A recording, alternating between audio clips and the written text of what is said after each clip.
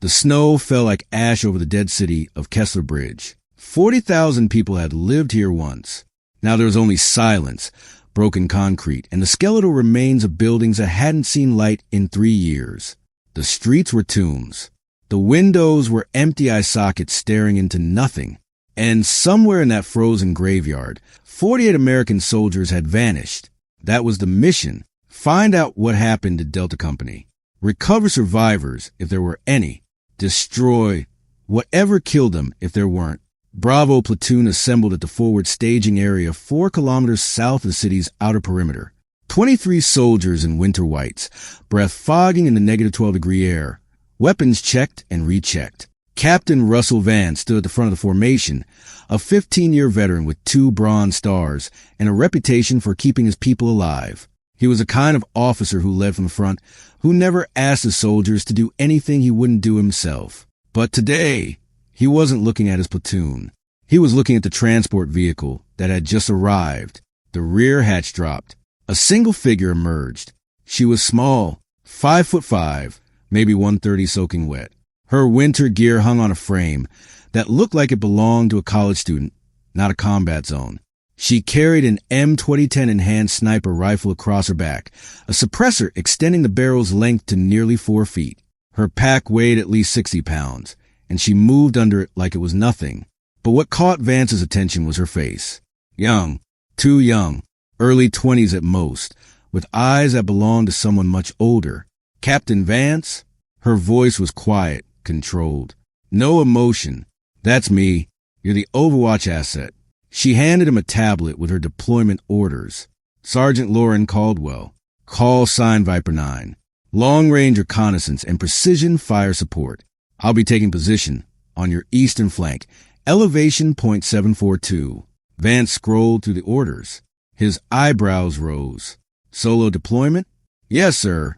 In a city where an entire company disappeared? That's correct. Behind him, Vance heard the snickers begin. Staff Sergeant Marcus Cole, Bravo's senior NCO, a stocky man with 17 years in infantry and 0 patience for what he called headquarters theater, stepped forward. Captain, with respect, this is a joke. We're walking into a potential mass casualty site with 0 intelligence, and they sent us a kid with a deer rifle. If that opening hooked you, trust me, this story only gets more intense. Subscribe now for more incredible stories of courage, and hit that notification bell. Drop a comment, and tell me where you're listening from. Now, let me take you back to what happened next. Caldwell didn't react to Cole's words. She didn't even look at him. My effective range is 1,400 meters, she said, still addressing Vance.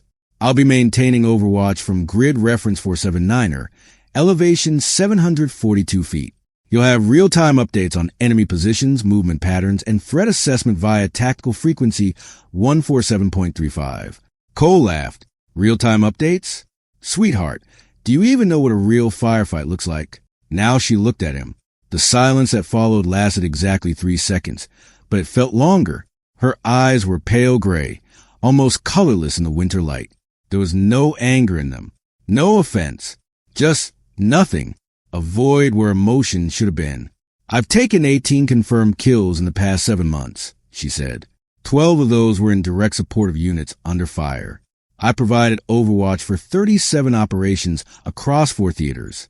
I've been wounded twice, both times while maintaining position to cover extraction of friendly forces. She paused. Is there anything else you'd like to know about my qualifications, Staff Sergeant? Cole's smile faded. Vance cleared his throat. Sergeant Caldwell, I appreciate the briefing, but I need to understand what you're bringing to this operation. We're going into an urban environment with 0 visibility, potential enemy contact, and 48 missing soldiers. What exactly do you do that I can't get from my own designated marksman? Caldwell turned back to him. Your marksmen are effective to 600 meters in ideal conditions. I'm effective to 1,400 in any conditions. Your marksmen are part of your formation.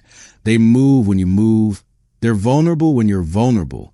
I operate independently, outside your tactical footprint, with a thermal imaging scope that can identify human heat signatures through walls, snow, and debris at ranges exceeding 1,000 meters. She let that sink in. I don't integrate with your unit, Captain. I'm not part of your formation. I'm your eyes at distance. I see threats before they see you. And when they do appear, I eliminate them before they can engage. Vance studied her. You've done this before. Alone. Every time. Why? For the first time, something flickered in those gray eyes. Just a flash, gone as quickly as it appeared. Because that's how they deploy me, sir. The briefing continued for another 40 minutes in the Tactical Operations Center, a prefab structure that smelled like diesel and cold coffee. Maps covered every wall. Satellite imagery of Kessler Bridge, thermal scans that showed nothing but ambient temperature, and a single photograph that made everyone in the room fall silent. The last known transmission from Delta Company. It was a distress call, fragmented and barely audible. The timestamp was 72 hours ago. The message was simple. Contact. Multiple positions. We're surrounded. Request immediate. Then nothing. Intelligence believes Delta was ambushed, Vance said, pointing to the map. They entered the city through the northern corridor. Same route we'll be avoiding. Their objective was reconnaissance of the central district, specifically the old municipal complex here. He tapped a building in the center of the city. That's where their beacon went silent. Caldwell stood at the back of the room, studying the map. She hadn't taken a seat. What's the enemy composition? She asked. Unknown. We don't know who's in there. Militia, insurgents, foreign fighters. Take your pick. The city's been a black hole for 3 years. No overflights, no ground reconnaissance. Nothing. It's like it doesn't exist. That's not an accident, Caldwell said quietly. Vance looked at her. What do you mean? A city of 40,000 doesn't just go dark, Captain. Not unless someone wants it dark. No overflights means someone is shooting down drones. No ground reconnaissance means someone is killing scouts. She pointed to the northern corridor. Delta came in through there because intelligence said it was clear. Intelligence was wrong. That means the enemy has counter-surveillance capabilities. They knew Delta was coming. Cole scoffed. So now the kid's a tactical analyst too? I'm telling you what the map tells me, Staff Sergeant. Caldwell's voice remained flat. The terrain in this city favors defenders. High ground, narrow streets, multiple choke points. If there's an organized enemy force in there, they've had 3 years to fortify, 3 years to plan, 3 years to wait. Wait for what? Caldwell looked at Cole. For us. The room went quiet. Vance broke the silence. Sergeant Caldwell, you will deploy to your designated Overwatch position 2 hours before we enter the city. Establish eyes on our ingress route and report any movement. Once we're inside, maintain communications and provide fire support as needed. Understood, sir. One more thing. Vance stepped closer, lowering his voice so only she could hear. I read your file. Not the official one, the one they tried to redact. Caldwell's expression didn't change, but her shoulders tightened almost imperceptibly. I know what happened in Kara province, Vance continued. I know about the convoy. I know about the 72 hours you spent in that tower while your entire support element was pinned down. I know you took a bullet through the shoulder and kept firing until extraction arrived. She said nothing. I also know that after that mission, they tried to put you in for a decoration. Silver Star, I believe, and I know you refused it. Decorations are for people who want to be remembered, sir. Her voice was barely above a whisper. I just want to do my job and go home. Vance held her gaze for a long moment. Then do your job, Sergeant, and maybe we all go home. The sun was setting when Caldwell left the Tactical Operations Center.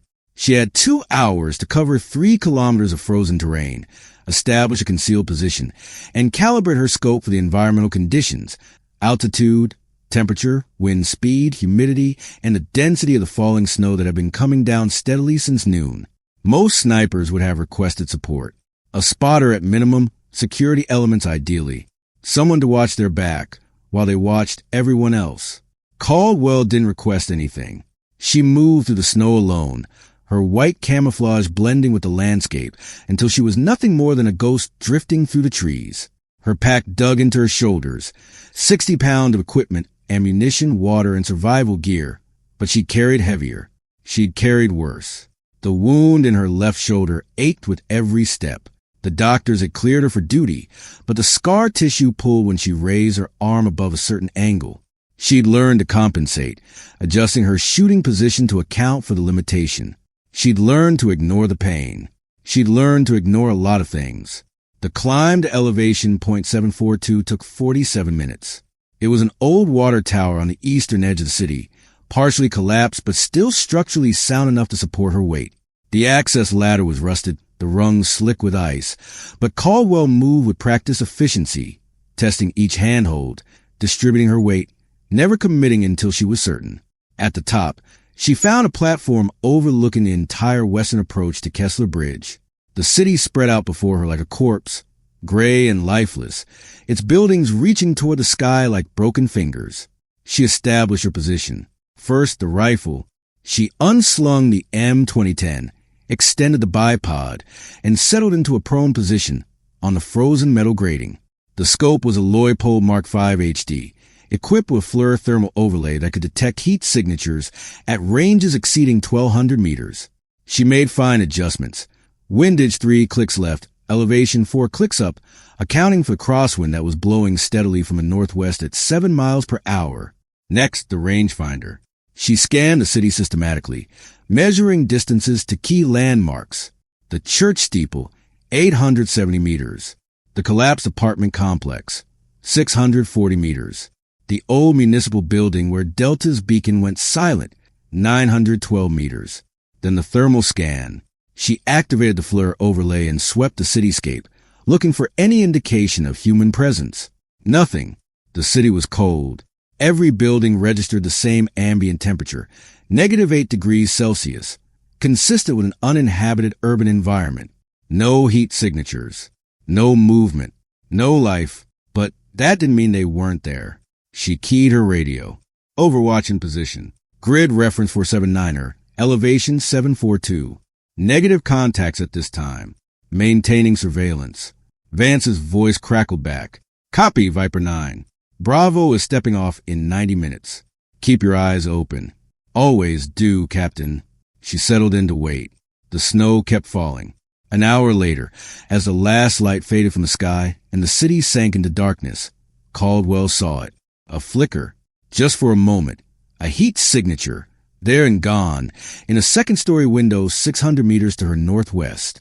She tracked the scope to the position, adjusted the thermal sensitivity, and waited. Nothing. Then another flicker. Different building, same distance. This time she caught the shape. Human. Moving low, crossing from one room to another. Then a third, and a fourth. Within 5 minutes, she had counted 11 distinct heat signatures spread across a 400-meter arc along Bravo's planned ingress route. They were positioned in elevated locations, second and third floors, rooftops, window frames, with clear sight lines to the street below. An ambush. Caldwell's heart rate didn't change. Her breathing remained steady. She'd seen this before. She keyed the radio. Viper 9 to Bravo Actual. Urgent traffic. Go ahead, Viper 9. 11 hostiles confirmed along your ingress route. Grid references to follow. They're set up in Overwatch positions, staggered intervals, clear fields of fire. This is a kill box, Captain. They're waiting for you. A pause. Then Vance's voice, tight with controlled tension. Can you confirm hostile intent? Caldwell watched through the scope as one of the figures shifted, revealing the unmistakable silhouette of a PCAM machine gun. Confirmed. I have visual on at least 2 crew serve weapons and multiple rifle positions. Recommend immediate route change. What's our alternative? She scanned the map in her mind, cross-referencing the terrain with her thermal readings. Southern approach. It'll add 40 minutes to your timeline, but it bypasses their kill zone. That puts us in the open for 600 meters. I know. Caldwell's finger rested on the trigger guard. That's where I come in. The plan changed. Bravo would enter from the south, using the cover of demolished residential buildings to mask their approach. Caldwell would provide continuous overwatch, tracking enemy positions and eliminating any threats that presented themselves during the movement. It was a sound plan, tactically efficient, maximize cover, minimize exposure. But Caldwell knew it wouldn't be that simple. These weren't amateur fighters. The precision of their positioning, the discipline of their concealment, the way they'd established overlapping fields of fire. This was professional work. Someone had trained them. Someone had prepared them. Someone knew exactly what they were doing. Viper 9, Bravo is moving. How copy? Copy Bravo Actual. I have eyes on your element. You're clear to 600 meters. She watched through the scope as a platoon emerged from a tree line, 23 figures in winter whites, moving in tactical formation through the snow. They looked like ghosts, specters drifting through a graveyard. 400 meters. Still clear. 300 meters. Movement. Bravo, hold. Caldwell's voice was sharp. Contact, northwest, 320 meters from your position. Single hostile, rifle, moving to intercept. The platoon froze. Caldwell tracked the target. He was good, using cover effectively, keeping low, moving in short bursts between concealed positions. But she was better. The crosshairs settled on center mass. Range, 340 meters. Wind, 7 miles per hour, left to right. Temperature, -12 Celsius. Humidity, 84%. She exhaled, squeezed. The rifle kicked against her shoulder with a suppressed thump, the round cutting through the falling snow with surgical precision. The target dropped. No sound, no warning. Just there one moment, gone the next. Tango down, she reported. Continue movement. Bravo advanced. Caldwell's scope never stopped moving. She swept the cityscape in continuous arcs, cataloging every shadow, every flicker of movement, every anomaly in the thermal signature. The enemy was out there. She could feel them watching, waiting. 200 meters. Contact left. 2 hostiles, elevated position. 400 meters. They're setting up a machine gun. This time she didn't wait for orders. 2 shots 1 second apart. Both targets dropped. Tango's down. Keep moving. 100 meters. The platoon was almost to the first building complex when Caldwell saw it. A wire, thin, almost invisible, stretched across the street at knee height. It connected to a pressure trigger buried beneath the snow, which connected to what appeared to be a daisy chain of improvised explosive devices hidden in the rubble of a collapsed storefront. Stop. Her voice cut through the radio like a blade. IED direct front, 15 meters. Do not advance. Vance's response was immediate. Copy. Can you identify the trigger mechanism? Pressure plate buried. The wire extends to your 2 o'clock, approximately 20 meters to a secondary cache. I count 6 possible devices. This is a cluster trap. They wanted you to bunch up when the first one detonated, then trigger the rest. Silence on the radio. Then Cole's voice, stripped of its earlier mockery. How the hell did you see that? Caldwell didn't answer. She was already calculating alternative routes. Proceed west along the building line. There's a gap in the debris field at your 9 o'clock. Move in single file, 6-meter intervals. I'll guide you through. It took 23 minutes to navigate the kill zone. 23 minutes of careful, methodical movement while Caldwell maintained constant surveillance, calling out every potential threat, every suspicious shadow, every flicker of movement that might indicate enemy observation. The enemy never showed themselves, but she knew they were watching. They finally reached the cover of the first building complex, a bombed-out apartment structure that had once housed families, children, lives. Now it was nothing but concrete and memories. Viper 9 were in the structure. What's your read? I'm seeing increased movement to the north. Multiple heat signatures converging on the municipal building. They know you're here, Captain. They're adjusting their positions. How many? Caldwell counted carefully. 15, 20, 28. I have 30 plus confirmed hostiles. They're setting up defensive positions around the municipal complex. If Delta is still alive, that's where they'll be holding them. Can you confirm survivors? She shifted her scope, pushing the thermal sensitivity to maximum. The municipal building was a massive structure, Soviet-era architecture, thick concrete walls, minimal windows. The heat bleed was significant, making it difficult to distinguish individual signatures. But then she saw it, a cluster of heat sources grouped together in a basement-level space. Too many to be guards, too concentrated to be storage. I have what appears to be multiple friendly signatures in the basement of the municipal building. Count is 43, maybe 44. They're alive, Captain. Delta is alive. The relief in Vance's voice was audible. Copy that. Can you provide overwatch while we approach? Negative. Caldwell's voice was flat. There's too much cover between your position and the target. I'll lose line of sight at approximately 400 meters. After that, you're on your own. Then what do you suggest? She studied the terrain, calculating angles, distances, firing solutions. The problem was complex.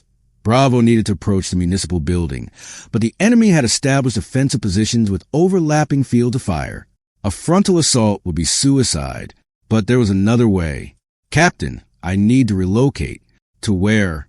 She pointed her scope toward the eastern edge of the city, where the ruins of an old cathedral rose against the darkening sky. Its spire was damaged, partially collapsed, but still standing, and it offered direct line of sight to the municipal building's northern and western approaches. The cathedral. It's 1,200 meters from my current position, but it gives me eyes on the entire target area. I can suppress enemy positions while you advance, then provide precision fire during the assault. That's a solo movement through hostile territory. Yes, sir. Caldwell, I can't send you into that alone. You're not sending me, Captain. Her voice was quiet but certain. I'm telling you what needs to happen. If you want to get your people out of the city alive, I need to be in that spire. That's the reality. The radio was silent for a long moment. Then, how long do you need? 40 minutes to relocate. 10 minutes to establish position. Call an hour before I'm operational. We'll hold here until you're set. Negative. The enemy knows you're in the city. The longer you wait, the stronger the defenses become. You need to start your approach in 30 minutes. I'll be in position before you reach the danger zone. Another silence. Caldwell could almost hear Vance wrestling with the decision. Viper 9, if you don't make it to that spire, then you'll have to find another way, sir. But I'll make it. How can you be sure? She didn't answer immediately. The snow was falling harder now, visibility dropping below 300 meters. The temperature was dropping too, -18 at least, cold enough to freeze exposed skin in minutes. Because I always do, she said finally. Viper 9 out. She broke down her position in 60 seconds. Rifle secured, pack shouldered, gear checked. Then she began her descent. The ladder was treacherous in the darkness. Ice slick, metal frozen, rungs barely visible in the swirling snow. She moved by feel, trusting her muscle memory, trusting the thousands of hours of training that had prepared her for exactly this kind of situation. At the bottom, she paused to check her compass. The cathedral was northeast, 1,200 meters through enemy-held terrain. She would have to move through the outskirts of the city, staying low, staying quiet, avoiding the main streets where the enemy would expect movement. She started walking. The first 500 meters were relatively easy. The buildings here were completely destroyed, nothing but rubble and snow, no elevation advantage for enemy observers, minimal cover for defenders.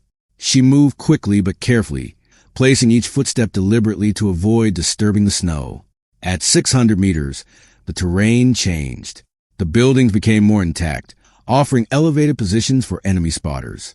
She slowed her pace, utilizing available cover, pausing every 20 meters to scan her surroundings with the thermal scope on her rifle.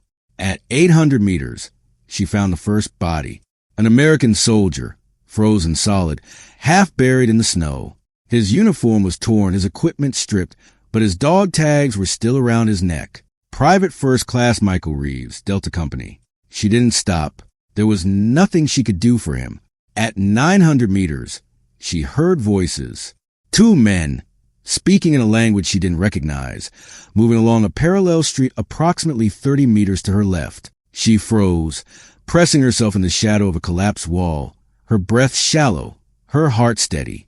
They passed without seeing her. She continued. The cathedral emerged from the snow at 1,100 meters, a Gothic structure that had once been magnificent, now reduced to a skeleton of its former glory. The main hall had collapsed entirely, the roof caved in, the walls crumbling, but the spire was still standing, leaning at a precarious angle but structurally intact. She approached from the southern side, where the shadows were deepest. The entrance was partially blocked by debris, but she found a gap wide enough to squeeze through. Inside, the air was colder. Snow had drifted through the broken windows, covering the floor in white dunes. Caldwell moved through the darkness, her rifle ready, her senses alert. The stairs to the spire were at the back of the building, hidden behind the ruins of the altar. They were narrow, steep, and covered in ice. She began to climb. The spire was 112 feet tall. The stairs wound around the interior wall in a tight spiral, each step requiring careful placement to avoid slipping. Caldwell moved slowly, testing each foothold, distributing her weight evenly across the ancient stone. At 50 feet, she heard movement below. She froze. Voices, multiple, speaking the same language she'd heard on the street. They were inside the cathedral. She pressed herself against the wall, her rifle trained on the stairs below. The voices grew louder, then softer, then louder again. They were searching. Did they know she was here? The answer came 30 seconds later, when a flashlight beam swept up the stairs. They knew. Caldwell's mind raced through her options. She could hold position and wait. Hope they didn't climb high enough to find her.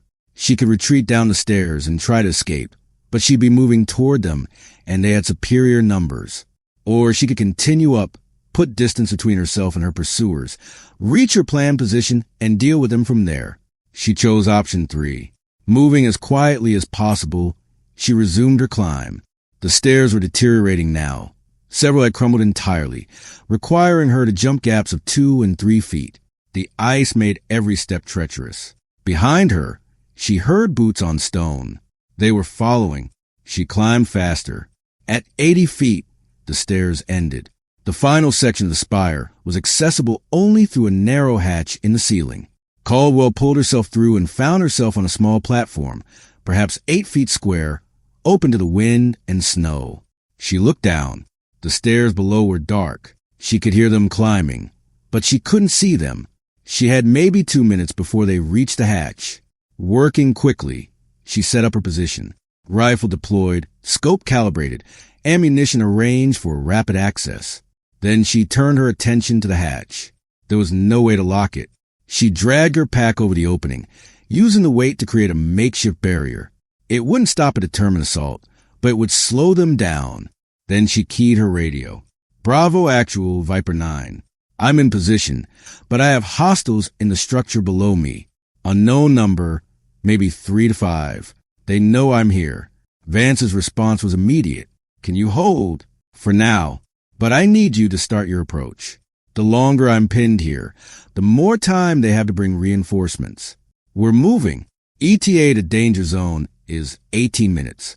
Copy. I'll be ready. She released the transmit button and turned back to face the city. From this height, she could see everything. The municipal building, 912 meters to the north, the defensive positions the enemy had established around it, the streets Bravo would have to cross, and in the distance, the tree line where the platoon was even now beginning its final approach. She scanned through the thermal scope, updating her target picture. The enemy had reinforced. She counted 47 distinct heat signatures now, spread across 12 different positions. Several were crew-served weapons, PK machine guns, possibly an NSV heavy machine gun on the roof of the adjacent building. One position appeared to be a mortar team, though the tube wasn't assembled yet. And in the basement of the municipal building, the cluster of heat signatures that represented Delta Company. 43 souls, waiting to be rescued. She heard a thump from below. They were trying to force the hatch. Caldwell shifted her weight slightly, settling deeper into her firing position. The wind had picked up 12 miles per hour now, gusting to 18. She made the adjustments automatically, calculating the effect on her rounds at different ranges. The hatch thumped again. She ignored it. Bravo Actual, I have eyes on your element. You're 400 meters from the danger zone. Enemy positions are as follows. She transmitted the coordinates methodically, her voice calm and precise. 12 positions, 47 fighters. Fields of fire overlapping in 6 distinct kill zones. She'd identified the gaps, the spaces where the enemy's coverage was weakest, and she plotted Bravo's approach through those gaps. Copy all, Viper 9. We're adjusting our approach. Understood. Be advised, I have movement in the municipal building. Enemy fighters are repositioning. Looks like they're setting up interior defenses. If Delta is in that basement, getting them out is going to be close quarters work. We expected that. One more thing, Captain. Caldwell paused. There's a heavy machine gun position on the roof of building Charlie, northeast corner. I can see it from here. Once you enter the danger zone, That gun will have direct fire on your approach. I'll take it out first, but the shot will compromise my position. After that, they'll know exactly where I am. Understood. What's your plan? Fire and relocate. I've identified 3 secondary positions within this structure. I'll keep them guessing. The hatch thumped again, harder this time. She heard voices, angry, urgent. I suggest you hurry, Captain. My neighbors are getting impatient. Bravo's approach was textbook perfect. Caldwell watched through the scope as 23 soldiers moved through the snow in stagger formation, utilizing every piece of available cover, maintaining tactical dispersion to minimize casualties from indirect fire. Vance was leading from the front, as always. 200 meters to the danger zone. She shifted her aim to Building Charlie. The heavy machine gun was a Type 77, a Chinese design that the enemy had probably acquired through the black market. 2 men were manning it, with a third serving as an ammunition bearer. They were scanning the approach route, waiting for targets. Range, 418 meters. Wind, 12 miles per hour, gusting. Temperature, -21. Humidity, 87%. She exhaled. The first round took the gunner through the chest. The second hit the loader before he could react. The third silenced the ammunition bearer as he scrambled for cover. The entire engagement lasted less than 4 seconds. Building Charlie neutralized, she reported. You're clear to 200 meters. But now the enemy knew where she was. She heard it before she saw it. The distinctive crack of high-velocity rounds snapping past her position. Someone was shooting at the spire. She rolled away from the edge, pressing herself flat against the platform, making herself as small a target as possible. The hatch behind her exploded upward. She spun, her rifle coming around, but she wasn't fast enough. A man emerged through the opening, his weapon already raised, his finger on the trigger. Caldwell's hand found her sidearm. The M17 cleared the holster in one fluid motion. She fired twice, set a mass, and the man dropped back through the hatch. His weapon clattered against the stairs.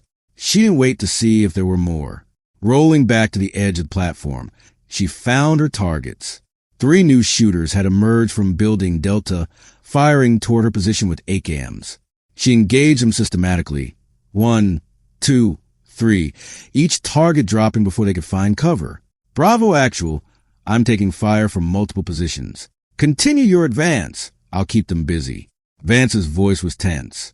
Caldwell, we can see the muzzle flashes. They're zeroing in on you. I know. She fired again, dropping a 4-shooter. Keep moving.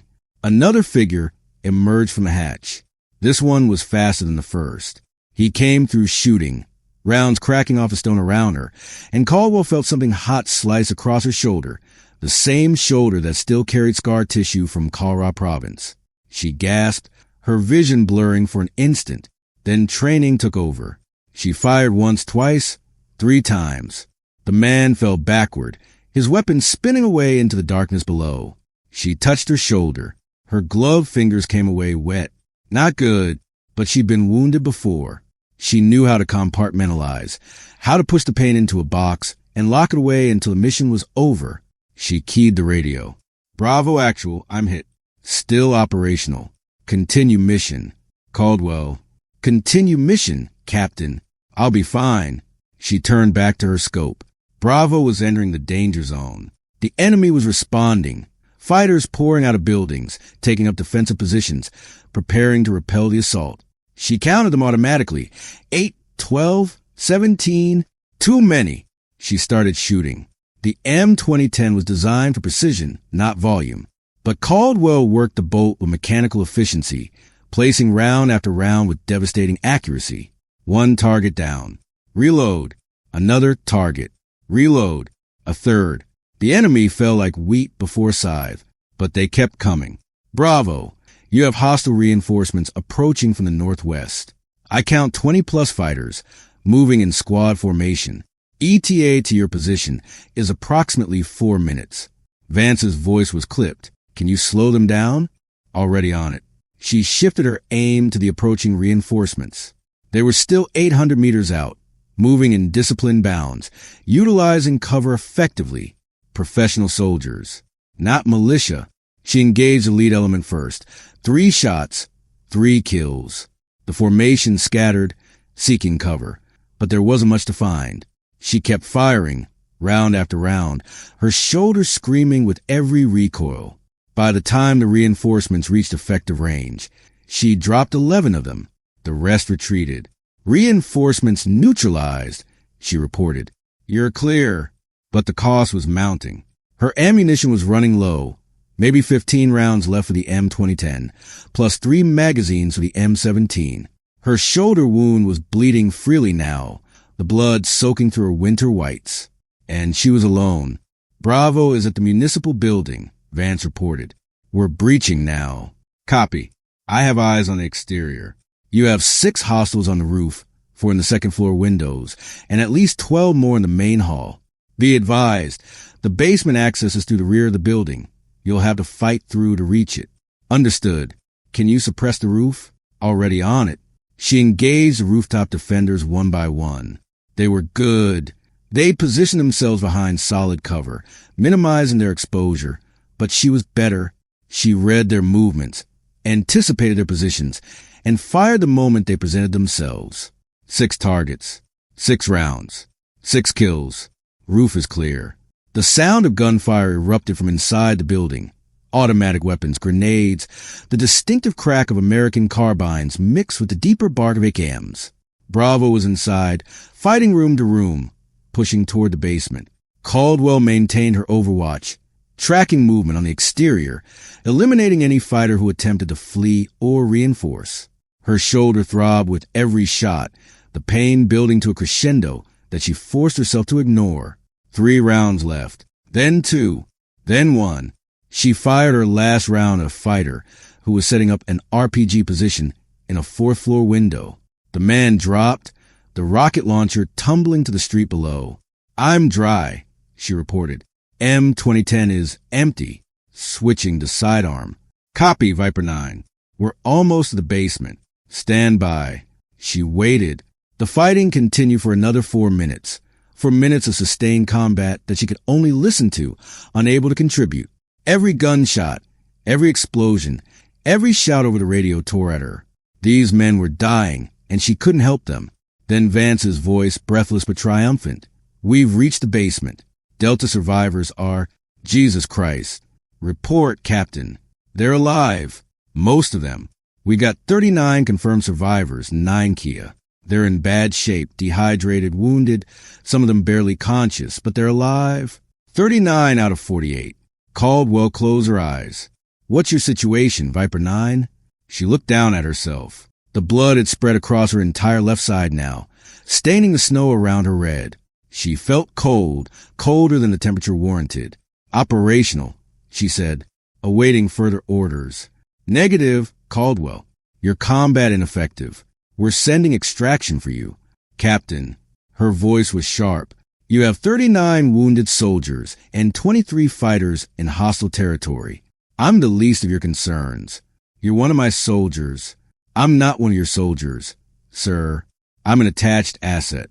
I do my job and I go home. That's the arrangement. The radio was silent. Caldwell used the pause to conduct a damage assessment. The wound was a through and through, which was good. No bullet lodged in the tissue, but it had clipped something vascular. The bleeding wasn't arterial, but it wasn't stopping either. She applied a combat tourniquet with her one good hand, teeth gritted against the pain. The bleeding slowed. Didn't stop, but slowed. She had maybe an hour before she became a liability. Bravo Actual, this is Viper 9. What's your extraction plan? We're calling in helicopters. ETA is 45 minutes. We need to move survivors to an open area for extraction, the old train yard, 600 meters east of your position. It's clear debris and offers good landing zones. Copy. Can you provide overwatch during the movement? She looked at her empty rifle, at her bleeding shoulder, at the bodies below the spire, the men who had tried to kill her and failed. Affirmative. I'll relocate to a position overlooking the train yard. Just give me a few minutes. The descent from the spire was harder than the climb. Her left arm was nearly useless now, the tourniquet restricting blood flow to the point where her fingers were going numb. She descended one-handed, using her boots and her good arm to control her speed, every step sending shockwaves of pain through her damaged shoulder. At the bottom of the stairs, she found the body of the man she'd shot with the M17. He was young, maybe her age, maybe younger. His eyes were still open, staring at nothing. She stepped over him and continued. The cathedral floor was littered with debris, making navigation difficult. She moved slowly, carefully, conserving her remaining strength for the movement to her secondary position. Outside, the snow had stopped falling. The sky was clearing, revealing stars that seemed impossibly bright against the black canvas of night. She stopped to check her bearings. The train yard was 400 meters to the northeast, a manageable distance. Normally, in her current state, she started walking, 1 foot in front of the other. That was all it took. 1 step, then another, then another. She'd done this before. In Kara province, she walked 3 kilometers with a bullet in her shoulder, bleeding the entire way. 400 meters was nothing, but her body disagreed. At 200 meters, her legs gave out. She collapsed in the snow, her vision graying at the edges, her breath coming in ragged gasps. The cold seeped into her, stealing what little warmth remained. Get up. She couldn't. Get up.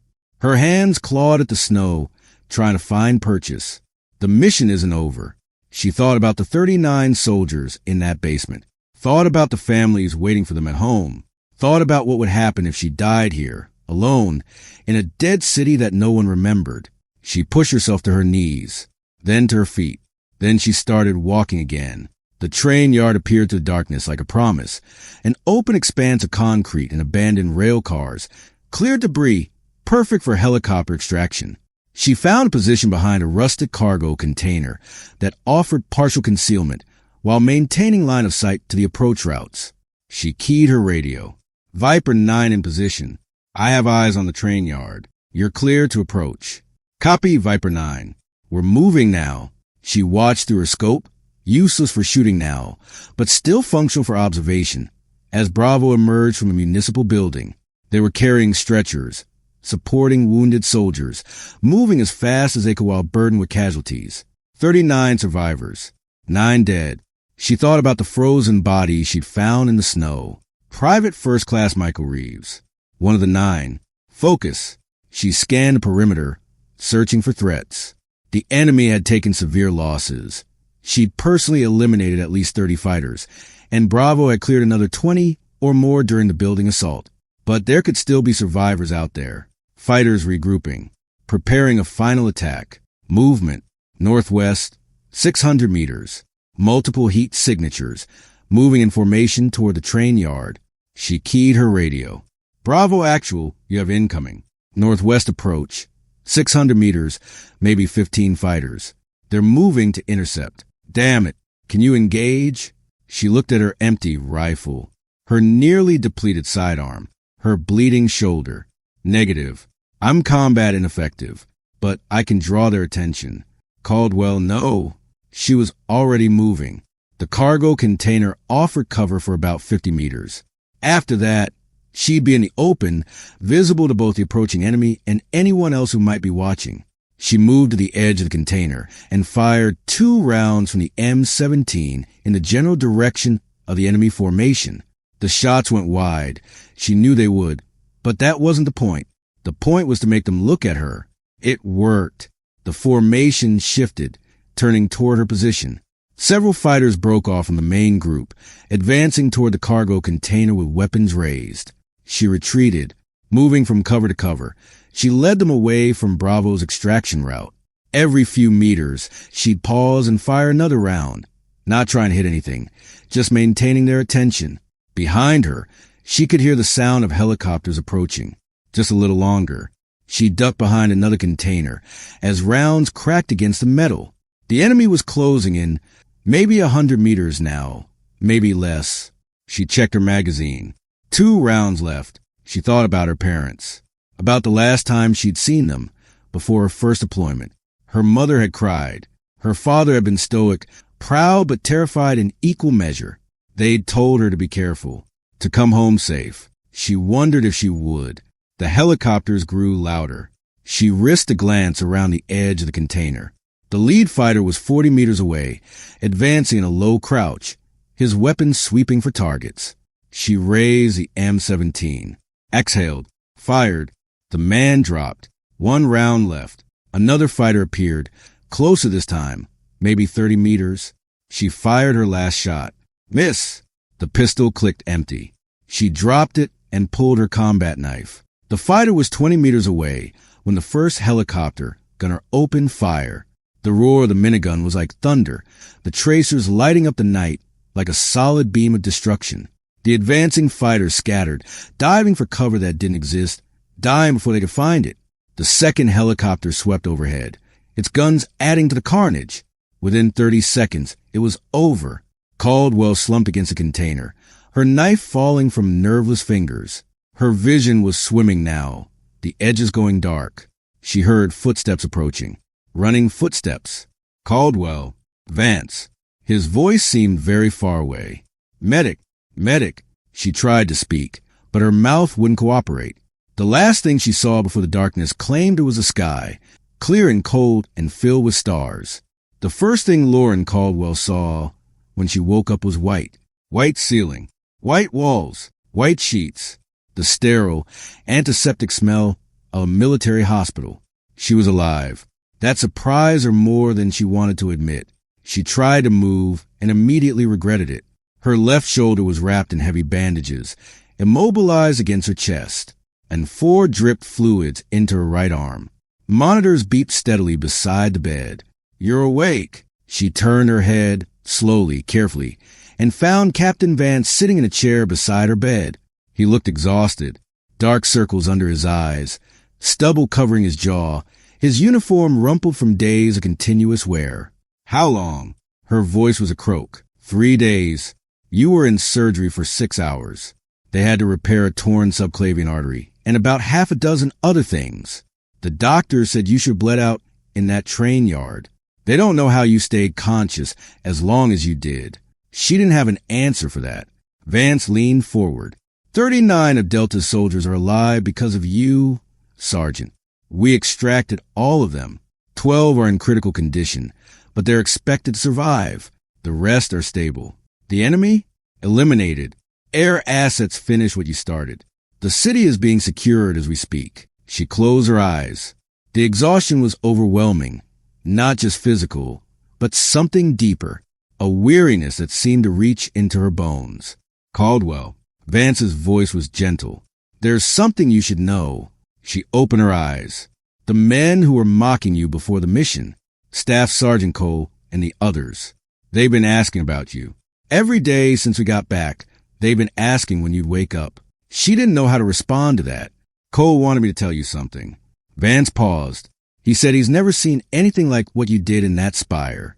Said he'd follow you into hell if you asked him to. Lauren stared at the ceiling. The word should have meant something. Maybe they did, somewhere beneath the numbness. I don't need people to follow me, Captain. I just need to do my job. Is that what you tell yourself? She looked at him, really looked at him, for the first time since the mission began. What do you want me to say, sir? That I'm a hero? That I did something special? She shook her head, a small movement, barely perceptible. I'm a tool. That's how they train us. That's how they deploy us. That's how they use us. I'm good at what I do because that's all I am anymore. It's all I have left. Vance was silent for a long moment. That's not what I saw, he said finally. What I saw was a 23-year-old woman who could have reported herself combat ineffective, could have waited for extraction, could have saved herself. Instead, you climbed a spire alone, fought off an assault force, and then, wounded and bleeding, you drew fire away from 39 wounded soldiers so they could get out alive. He leaned closer. That's not a tool, Sergeant. That's a warrior. And more than that, that's someone who still gives a damn.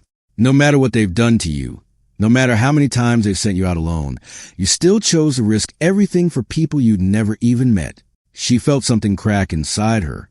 Some wall that she built so carefully over months and years of solitary missions, of being treated as an asset rather than a person, of learning to survive by becoming empty. I don't know how to be anything else, she whispered. Then learn. She looked at him. You did something extraordinary out there, Vance said, but it almost killed you. If that gunship hadn't arrived when it did, he let the implication hang. You're too good at what you do, Caldwell. Too valuable.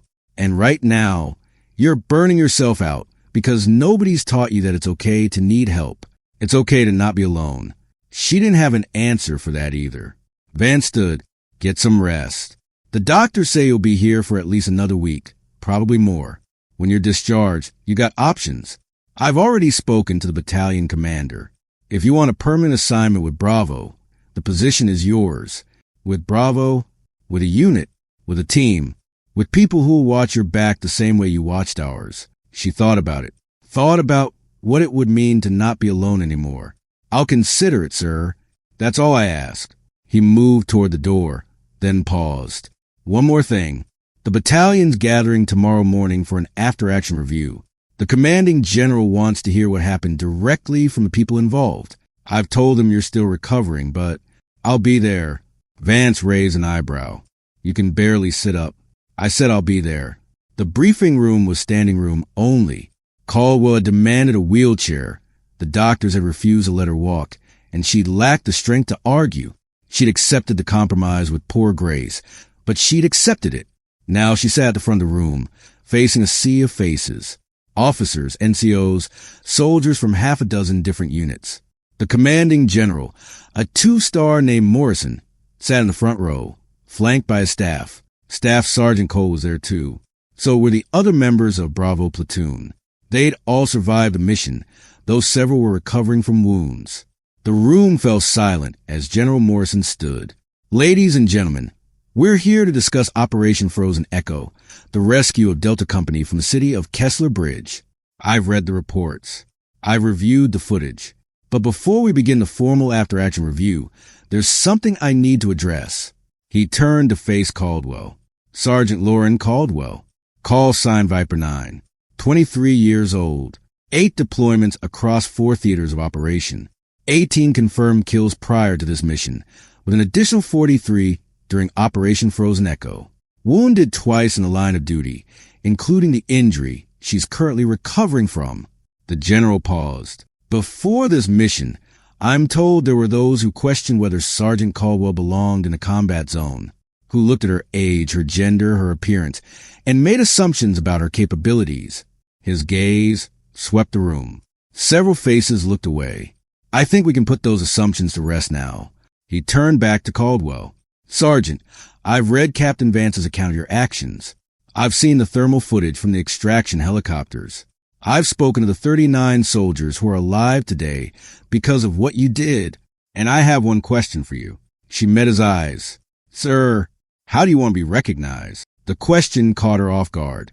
She'd been expecting a debriefing, a tactical review, perhaps some uncomfortable questions about her decision-making. She hadn't expected this. I don't understand the question, sir. You've been recommended for the Distinguished Service Cross. The paperwork's already in motion, but I'm told you have a history of refusing decorations. I wanted to give you the opportunity to explain why before we proceed. The room was silent. Every eye was on her.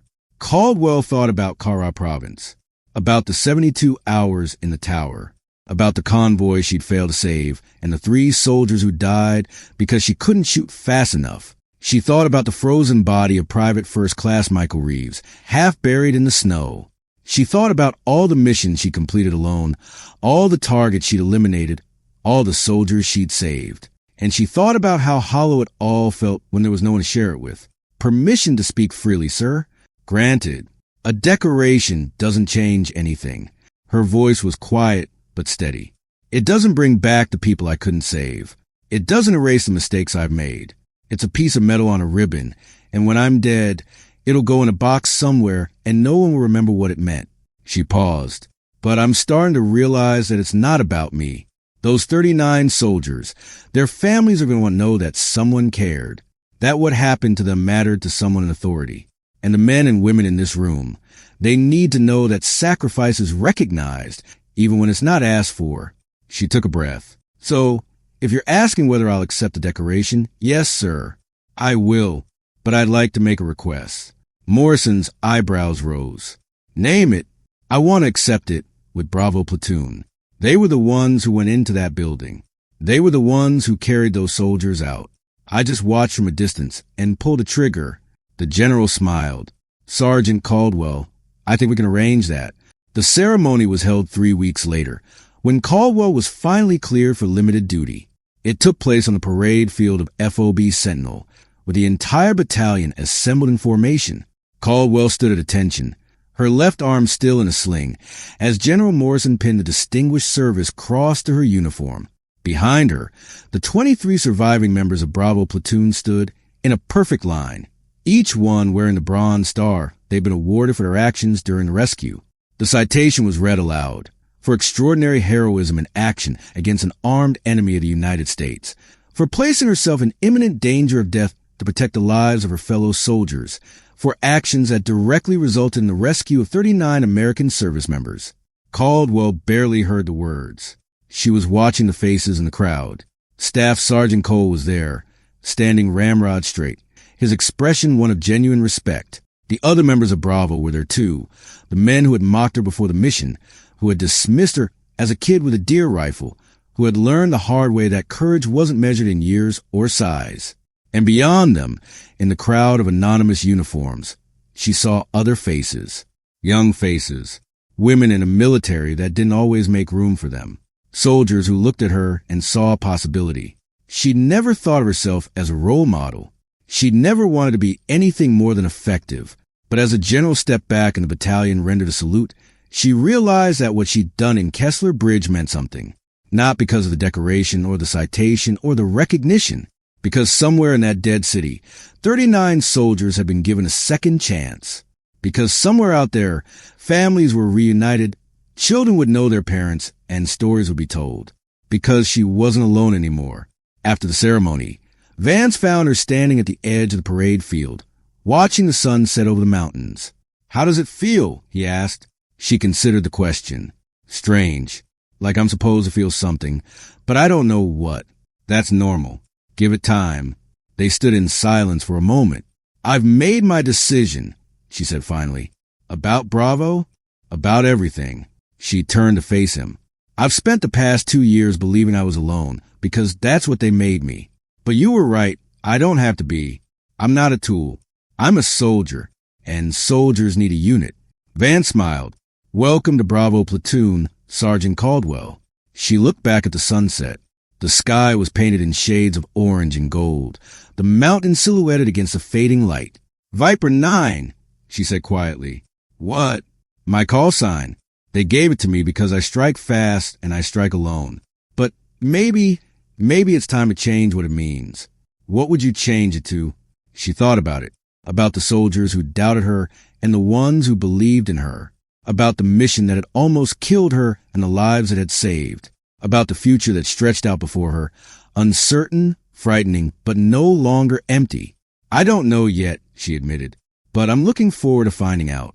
The sun dipped below the horizon, and the first stars appeared in the darkening sky. Somewhere in the distance, a helicopter lifted off, its rotors beating against the cold mountain air. Lauren Caldwell, Viper 9, stood in the gathering darkness, surrounded by her new family, and for the first time in as long as she could remember, she didn't feel alone. The next morning, she reported for her first day with Bravo Platoon. Cole was waiting for her at the entrance to the company area. His expression was unreadable, but his eyes held none of the contempt she'd seen before the mission. "Caldwell," he said, "Staff Sergeant." He looked at her for a long moment. Then he extended his hand. "I was wrong about you," he said simply. "I judged you based on what I saw, not what you were. That won't happen again." She shook his hand. "Fair enough, Staff Sergeant. I look forward to proving you right this time." The hint of a smile crossed his face. "You already have, Sergeant. You already have." She walked past him into the company area, where the rest of Bravo was waiting. They didn't stare at her the way they had before, like she was an outsider, an anomaly, something that didn't belong. Instead, they nodded in acknowledgement, in respect. She'd earned her place, and as she took her position among them, she understood something that had eluded her for years. Being a warrior wasn't about working alone. It wasn't about suffering in silence, or dying without witnesses, or proving yourself to people who would never understand. It was about standing with others, fighting with others, living with others. And sometimes, when you were very lucky, it was about coming home. The frozen ruins of Kessler Bridge still stood, somewhere in a forgotten corner of the world. The dead city had claimed its price: 9 soldiers from Delta Company, dozens of enemy fighters, and a piece of Lauren Caldwell's soul that she'd never get back. But the city hadn't won. 39 soldiers had come home because of what happened there. And one 23-year-old sniper had finally learned that being alone wasn't strength. It was just survival. Real strength was knowing when to accept help. Real courage was letting people in. And real victory was finding a place to belong. Sergeant Lauren Caldwell, call sign Viper 9, had found hers. The story of Kessler Bridge will be told for years to come. In barracks and briefing rooms, in training sessions and war colleges, soldiers would hear about the young woman who defied expectations and saved the company. But that wasn't the story Lauren would remember. She would remember the faces of the soldiers she'd saved and the ones she hadn't. She would remember the cold and the blood and the impossible climb up a frozen cathedral spire. And she would remember the moment when she'd finally stopped being alone. That was the story that mattered. That was the story she'd carry with her, long after the medals were forgotten and the citations had yellowed with age. The story of a warrior who found her home,